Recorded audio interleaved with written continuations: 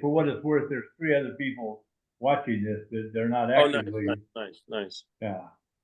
And again, this does get recorded and put up on YouTube, and so it does. Yeah, hi. So and actually, it's not get starting to get some watch.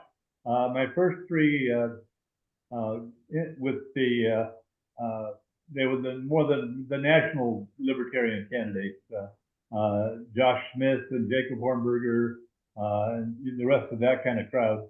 Those are all up on YouTube at this point, and they're getting anywhere from 50 to 75 views. So they're getting seen a little bit, and this I'm sure will get seen. And any I'm positive exposure, it will. I'm positive it will. It'll be your number one video. This will be your number one video you ever had. Period. You know, I don't knock those guys. I really like Jason Hornberger. I really like him a lot. I really like Chase. I really like the other candidates, and I think that they could also bring a lot to the party. But to be honest with you, and I've been very succinct in all the debates that I've been in with them and all of that across the nation. I don't see them having enough to beat Trump or having enough to beat Biden. I don't think there's enough gas in those engines. And I think that we as a Libertarian Party, we have to start taking a look at who can put gas in the engine and really come out and really win an election, period. And I think that that's going to require a lot. But I think, you know, when you have the Rectenwall, and he's got some phenomenal ideas. George Hornberger's ideas are, I mean, he would be one of the people that I would choose to lead something in terms of policy in the White House. I mean, his mind as it relates to that would be very, very, very, very special. You know, Chase, I've said this on other occasions. You know, I mean, Chase would be great in energy. I think Chase could really help us in energy across the nation, because our energy policy is what's driving a lot of our war policies. And it's time to really hey, let's get out of these little countries and let's not deal with this dumb crap that these little countries are doing. And we're drug into it because of the American energy policies. So we need to bring energy home. And if I were elected as a president of the United States, I would totally consider Chase as a great person to lead the energy policy, as well as I would choose Rectenwall and Hornberger for policy, and in that way, that'll set up that would set up our thing.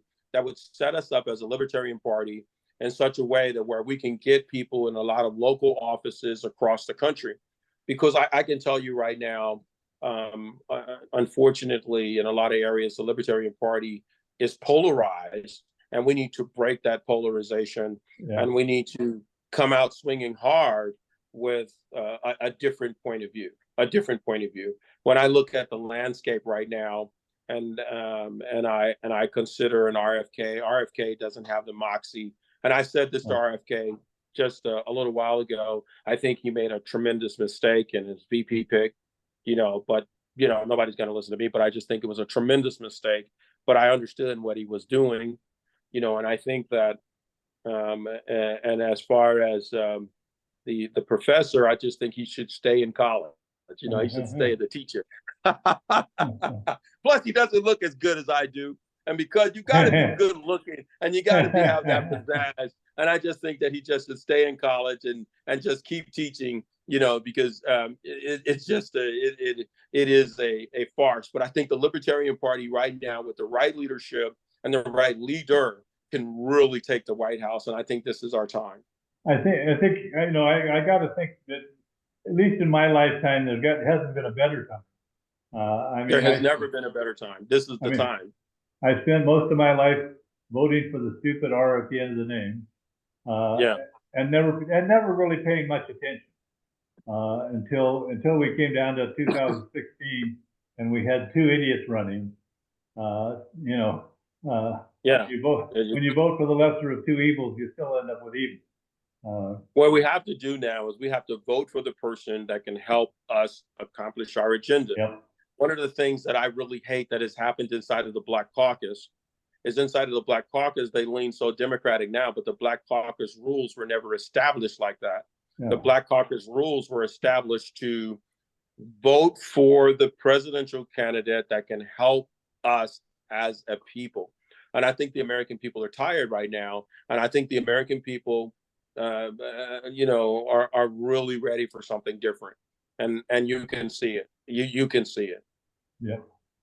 Okay. Next little question I got for you. You talk about a lot about jobs in the economy, and you want give yeah, access to funding for small business. Absolutely. Now these are some of the things that as libertarians, we're not going to necessarily be greatly in love with the idea of government helping. I mean, government state, that's not one of the jobs we would normally give to the government. I mean, as a pretty old-fashioned libertarian, much more than you know, defense and mitigation of you know, the good justice system. Other than that, we don't need a government. So I know that's the mantra, and I certainly believe in less government. But what I also believe in is that our national debt is off the chain right now. The national debt is driving inflation. The national debt is causing pain to single mothers in our country. It's causing pain to the small businesses in our country. And we have got to bring down the national debt. And in order to bring down the national debt, we've got to get America back to work. We've got to get places that are in blighted areas that such as if you were to go to St. Louis, and the job base in St. Louis is horrific right now, specifically in the urban areas. We've got to get these young people to work, and we've got to spurn the next. We have got to innovate as a nation. And one of the things that I am not happy with in America is that we've lost our ability to innovate. We don't have the next generation of the greatest scientists coming through from America. We have dumbed down our educational systems in America, specifically in urban areas. And it's right now, I am going to change that. I am going to put the money that we're giving away to these countries to help fund their wars, to help fund what they're doing in these countries because of energy. I want to bring that money back home and fund America, period. There's no reason why we should be sending $100 billion to a country and forgive me, but we should be spending $100 billion in some of these countries and sending money to Ukraine and helping all these things where in our own inner cities, we're struggling in education. In our own inner cities, it's difficult to open up a small business, which is going to employ people.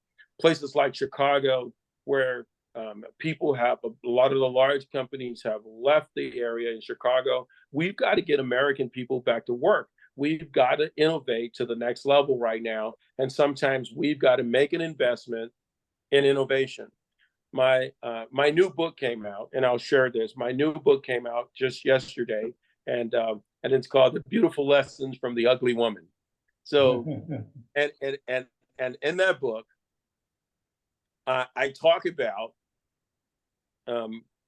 my journey from being homeless to being a multimillionaire. So I talk about that, from being homelessness and to what happened from the woman that I met in that book to being homeless. Now, what I've experienced since, this has come out is, a lot of times people don't feel that they have that same opportunity to put out their own book and tell their own stories and to do those kinds of things. And I want the young business people and business people in America to have an opportunity. And I stand on that. And I'm willing to take American taxpayer dollars to fund American businesses, even though I know it's against what libertarians believe in. They don't want that. I know that. But somebody has to do it, because this is what you hear. Not only do I not want that, I see that as this wide open hole for corruption. I mean, that's the cronyism that goes into that kind of an organization. who doling out money, doling out government money is just asking for favoritism. Somebody gets the job, and now he suddenly is getting, free dinners and free all kinds of trips to Europe, and I don't think about that. I disagree with you because look at the way our government has grown.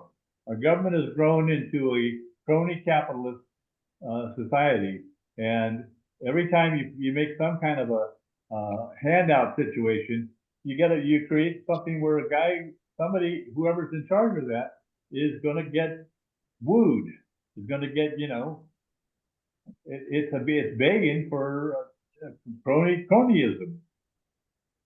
Here's the thing that I don't think that many people realize, and I've been an entrepreneur for over 40 years, and most of that time you spend trying to get funding so that you can build a situation and build a thing. So I know what you're saying, and I know that if you're dealing with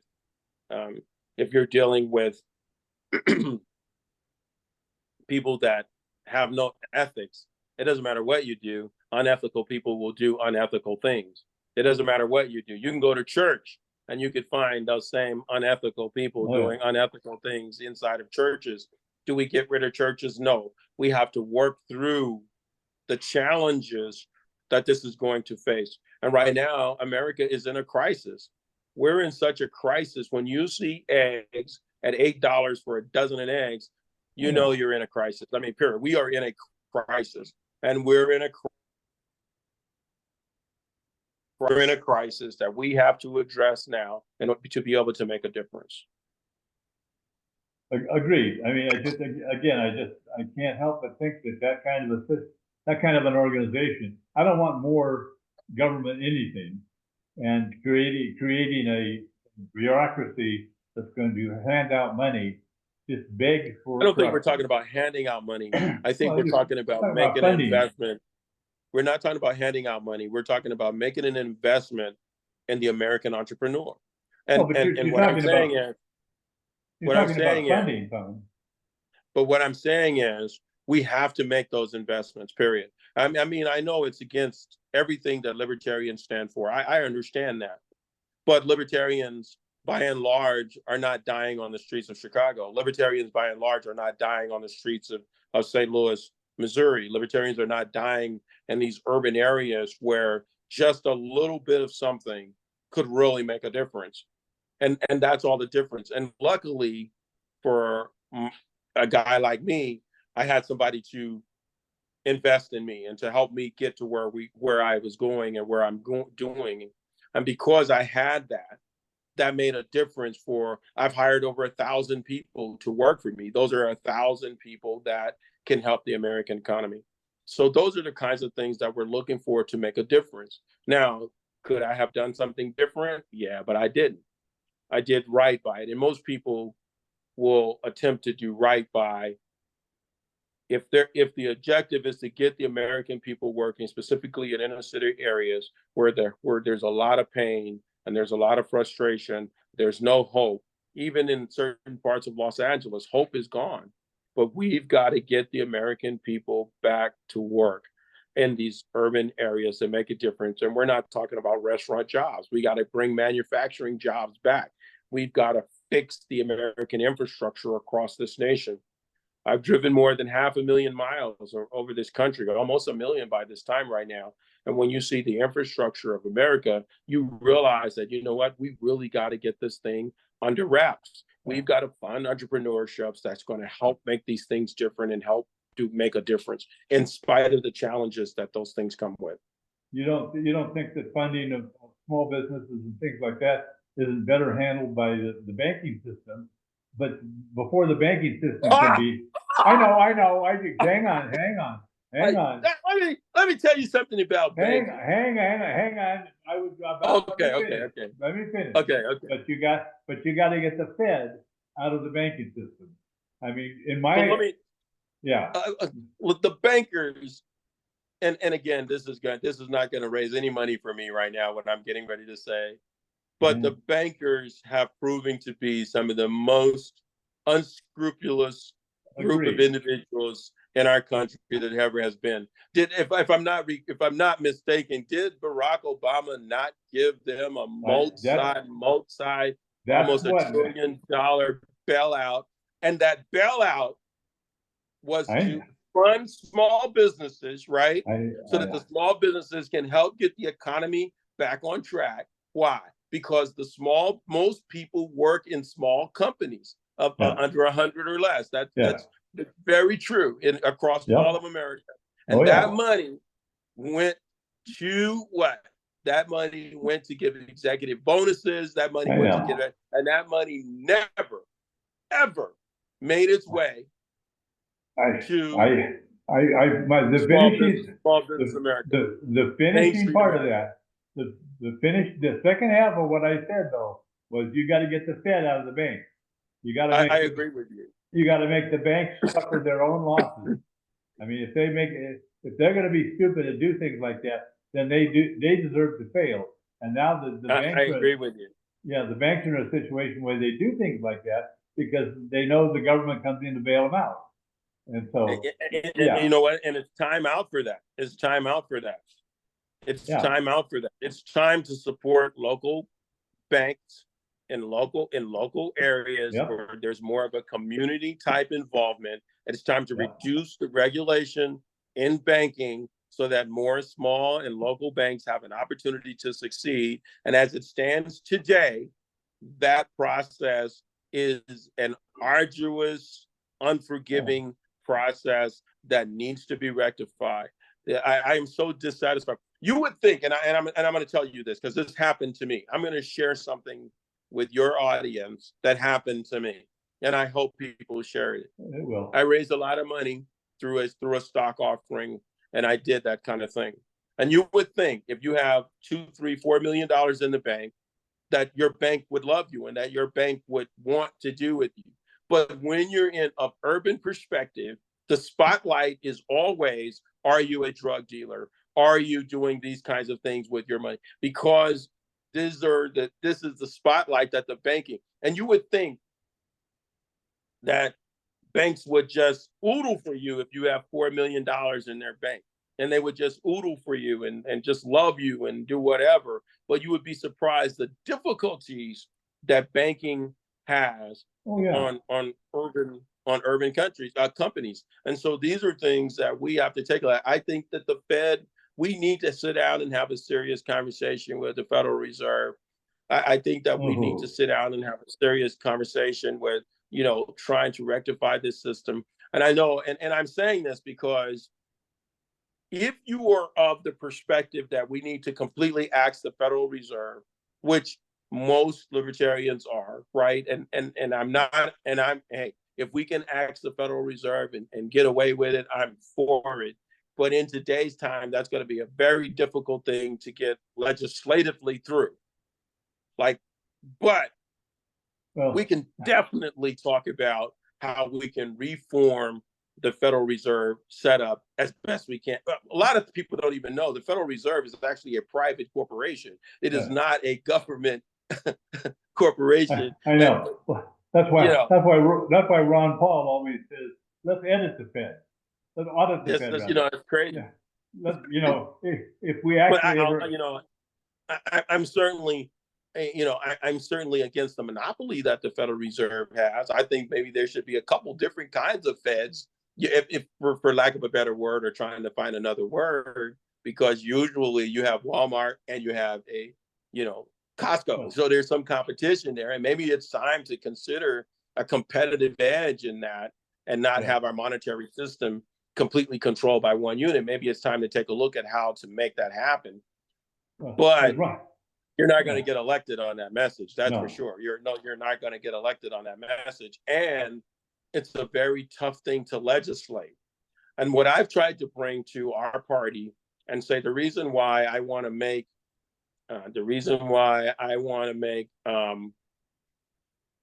be your president is because I think that we have to win the battles that we can win. We have to legislate the battles that we can win. And I think there are several battles that are going to take 2 terms just to win. Because you're talking about legislating a mindset. You're talking about taking a rectangle wall, and you're talking about taking a Chase Oliver in energy, and you're talking about taking a rectangle wall, and the other gentleman, I just can't think of his name right now. And you're saying, hey, let's redo policy in these areas, and let's try to get that policy through before our term is up. Yeah. And I think that that's what you're talking about doing. But at the same time, you have to legislate, and I think that that's the whole deal right there. Again, the thing with Ron Paul where he says audit the Fed, because once you audit it, then you realize why we should get rid of it.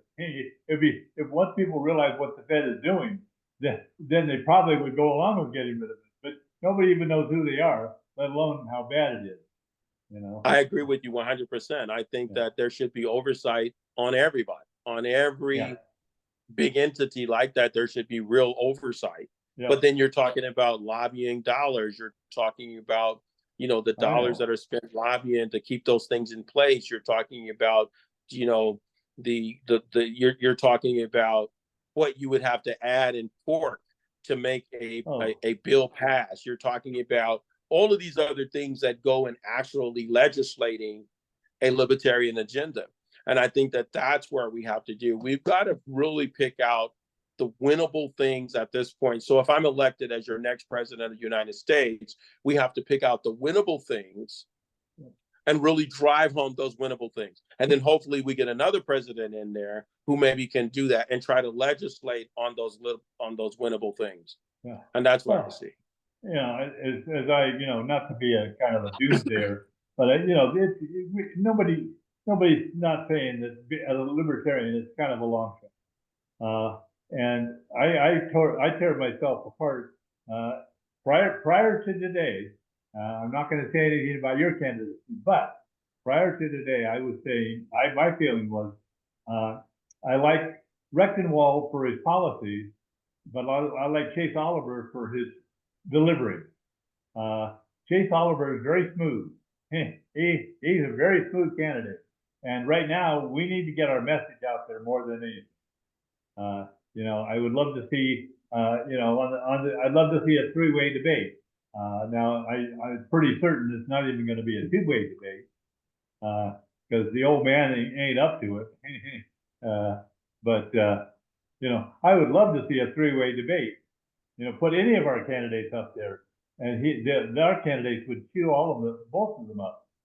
I think personally, Chase Oliver would make a good Secretary of Energy of the Interior. Absolutely. I think he would do very well in that. I would not, and I like Chase a lot. We just had coffee together just a couple nights ago, and I like Chase a lot. And but one of the things is that I think we've got to look at expanding the party. I think we've got to look at a more diverse party. And I think that people are not really looking at the energy that goes into diversity. And I think that if you want to have a message that's really going to transcend at this time, and you're going to have that type of thing, I think that we go into the White House with a real slate. And I think that I'm the only candidate that actually has an opportunity to win given the right circumstances. The other candidates just can't win. They don't appeal to a broad base of diverse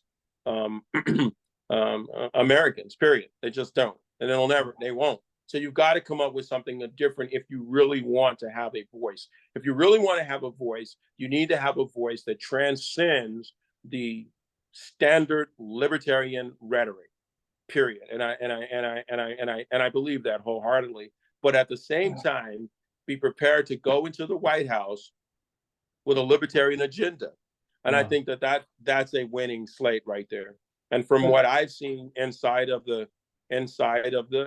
where we are, I don't see that happening with the candidates that we currently have. Do I think that there's going to get a three-way debate? Yes, but that three-way debate is going to it'll be a four-way debate, because that debate is going to come from the person who can actually split the Democratic Party. And the only one that's in our party that can actually split the Democratic Party is me, period. The others don't have what it takes to, they don't have what it takes to do that. Why? Because Black people are going to vote Democratic unless there's another choice by and large, even though a lot of African Americans are saying they're going to vote. That's rapidly changing. That's rapidly changing. A lot of them are saying they're going to vote for Trump, but you really don't hear anyone saying I'm going to vote for a Libertarian.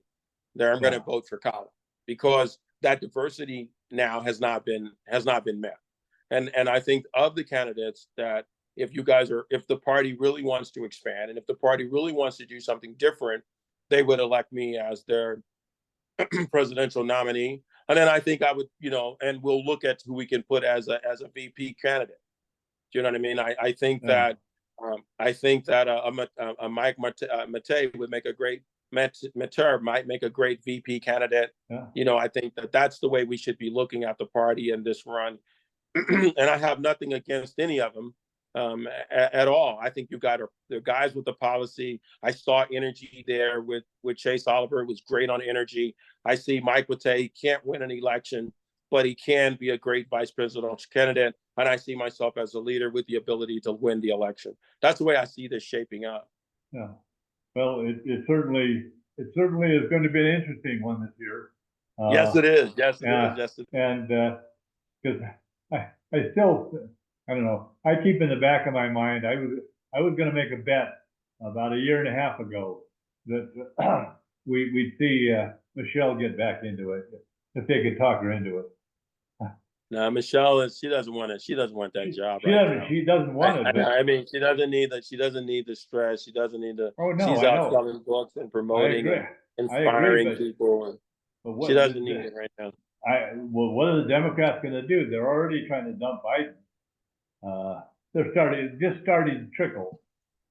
And this is why I say that as a party now, we have to look at who can split the Democratic Party inside of our situation.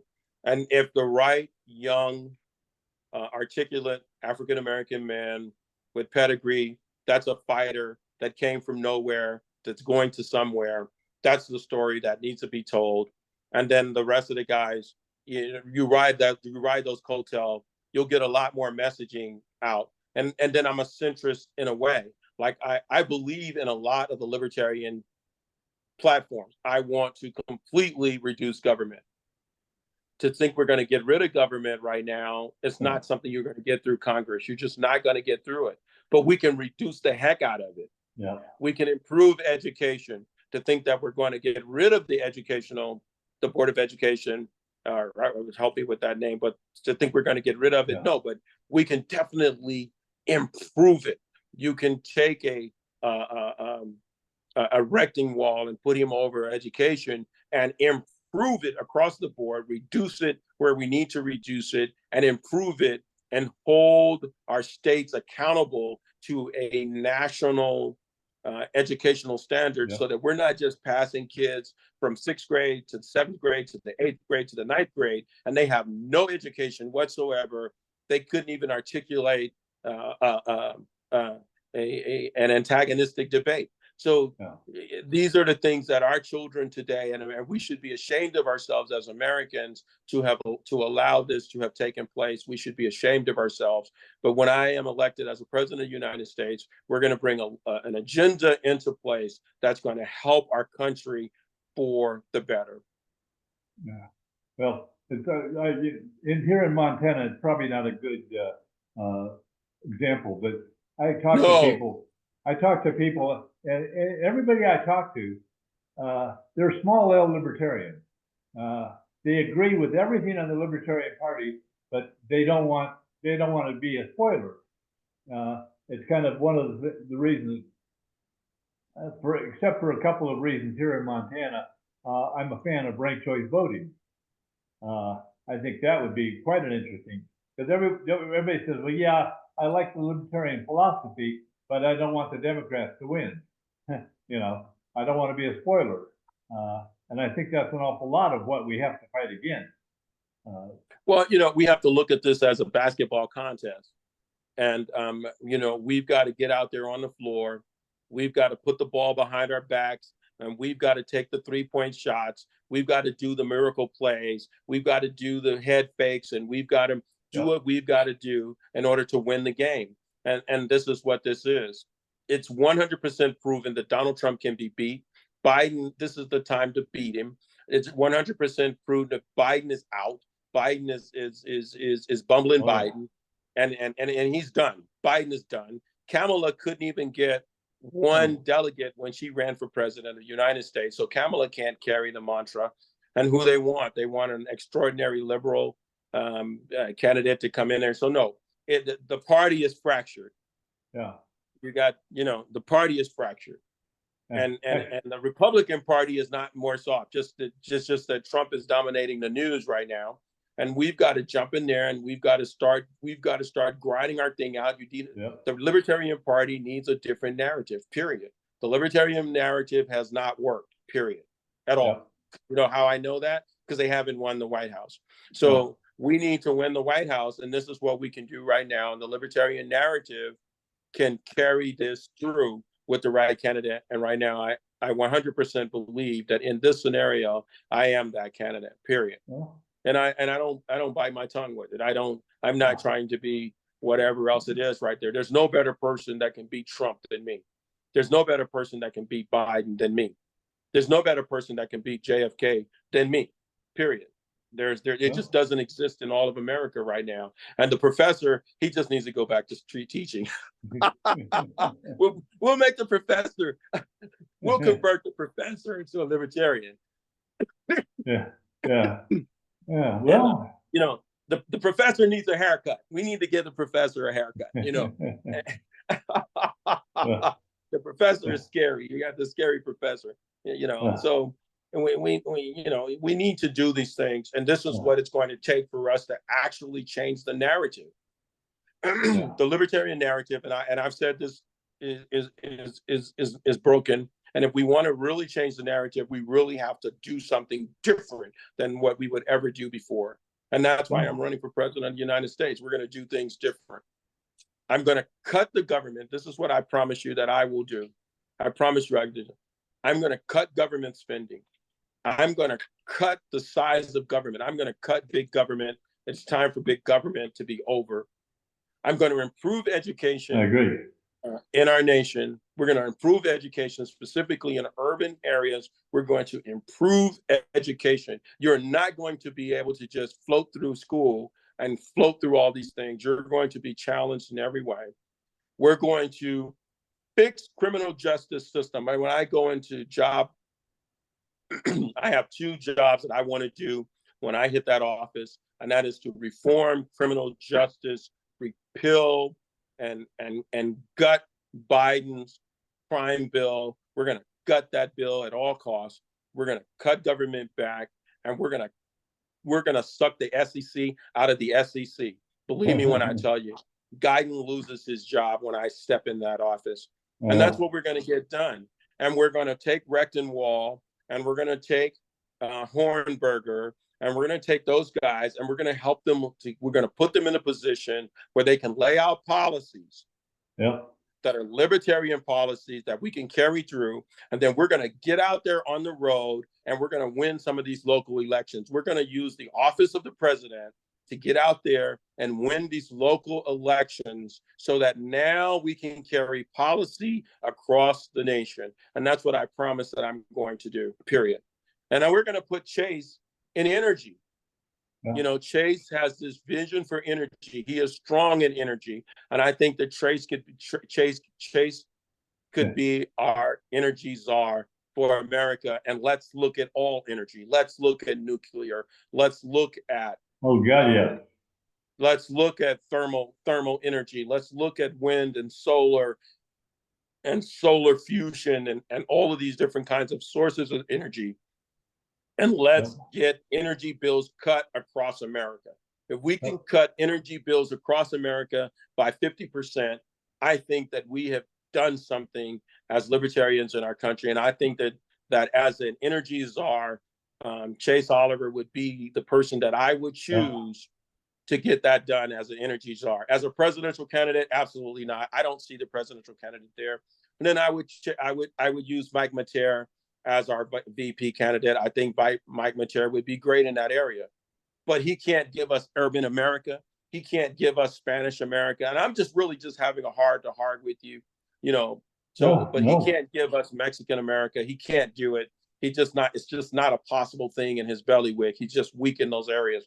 So we've got to have a dynamic force, a dynamic person, really bring those things to the forefront. And there's no one better to do it than me, period.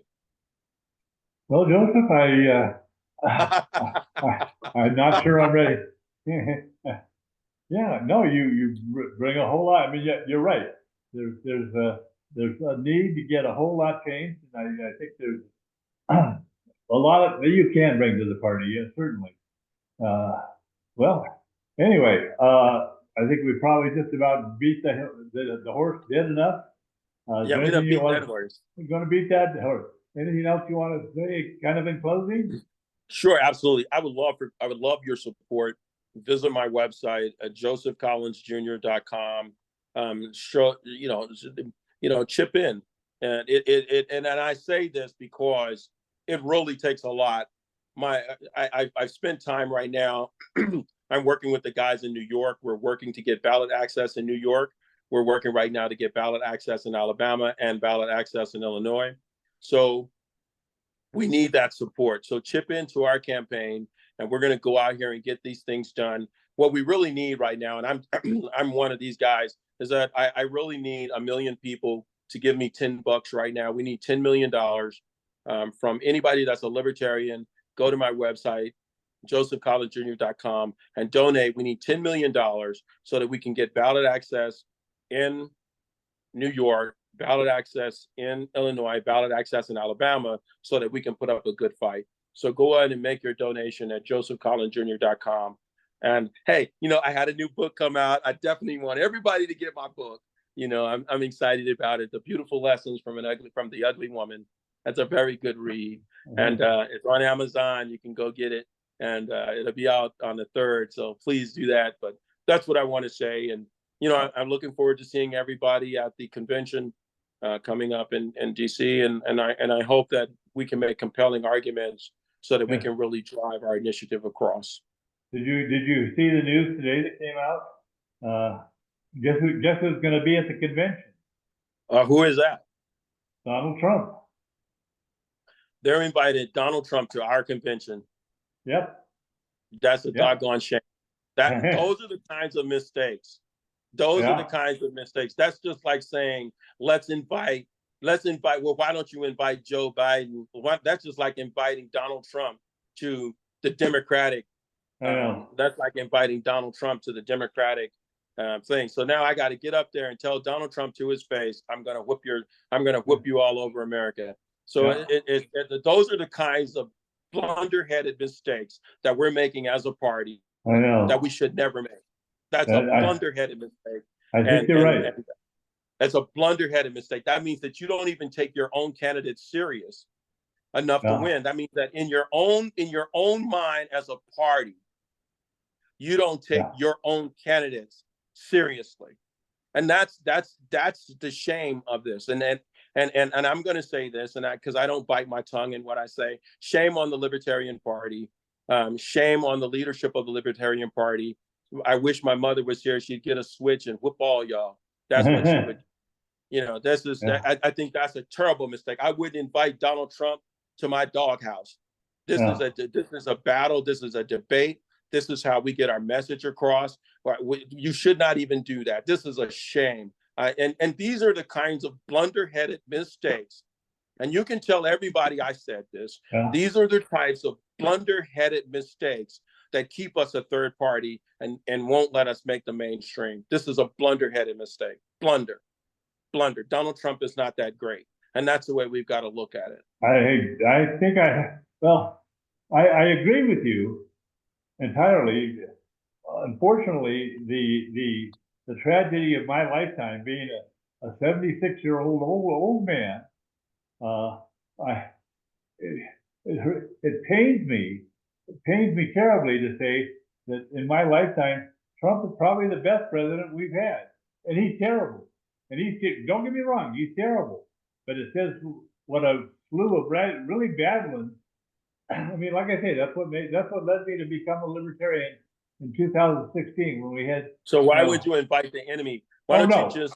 No, why would you invite the enemy in the house? You don't never want to bring the enemy in the house. You want the enemy to stay outside the house. You want the enemy on the outside of the house, and that's where Donald Trump belongs. He belongs on the outside of the house. Listen, and I'm going to say this for everybody to hear. I'm going to say this for everybody to hear. In the history of America, in the history of all America, from George Washington to Abraham Lincoln to Barack Obama to George Bush Jr. to Bill Clinton, Ronald Reagan, Jimmy Carter, there has never been a president in the United States that has shut down church in America. Yeah. And Donald Trump is the president that shut down church in all of America. Yeah. He shut down church in all of America. And to me, I have a problem with that. I really have a vicious problem with that. And I would never invite him to speak at our convention. Nope. Yeah, you're dead right. I agree with you completely. He shut down church in America. He is not fit to be president of the United States. He's not fit. He shut down church in America.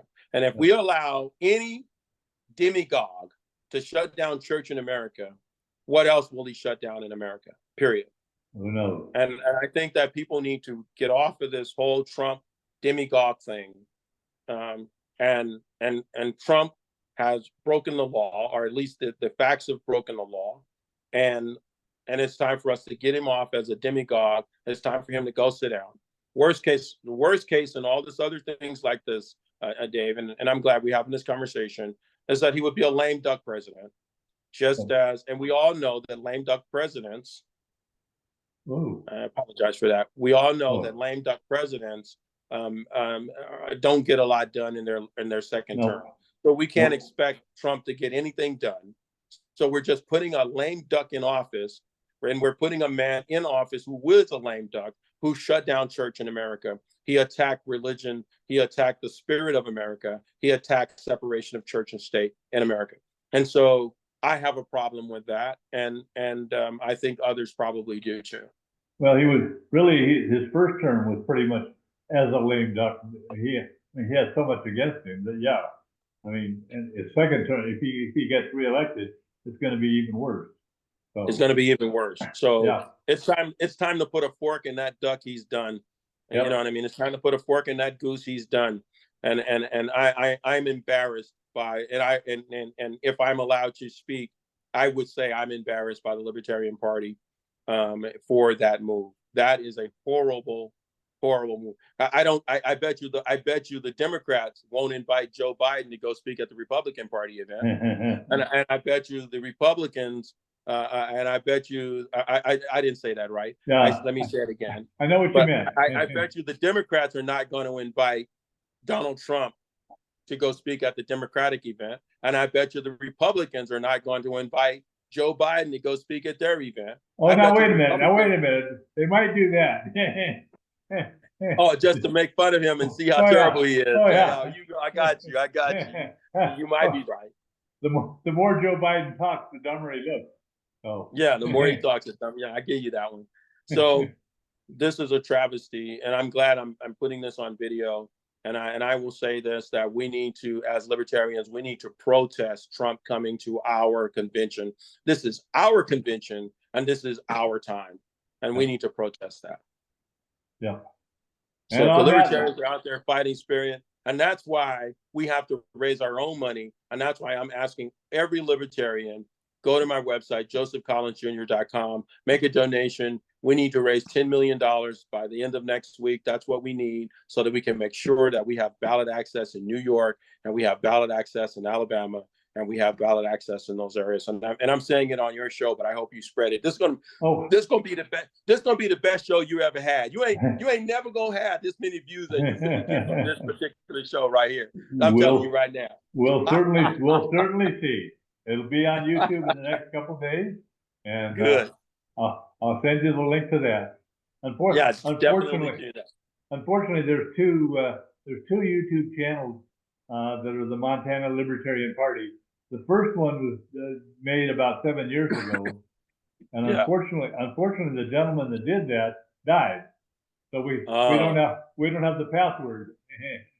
But we got a new one. If you look for on YouTube, you put an @ in the front, the Montana Libertarian Party. That'll take you to the right one. Well, just make sure you get it out there, and this is going to be a hit show for you. I guarantee. I guarantee you more than 2,000 people are going to watch this video right off the bat. I guarantee you that. I guarantee you that. So let's put it out there, and let's do what we got to do. So thank you so much for having me. Thank you very much, Joseph Collins, Joseph Collins Jr., the Libertarian candidate for President of the United States. Have a wonderful evening. Thank you so much. Thank you. All right, Thank you. Bye-bye.